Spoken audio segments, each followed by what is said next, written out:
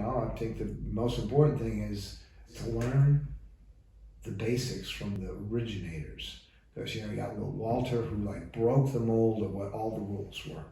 That was a real powerful thing. Now, nobody's ever going to be little Walter, but you can glean aspects of that, and you can create your own style by reinterpreting that, and also learning the language and trying to find your own conversation with it, which is kind of where I'm going with this, because that's what you want to do. You want to learn the basics, but you want to be able to find your own things to say with it. And again, if you're doing a Sonny Boy song or a Jimmy Reed song, you're going to play in that style. If you're doing a little Walter song, you're going to do it in your own style, but you want to add your own touch to it. You want to put your signature on everything you do.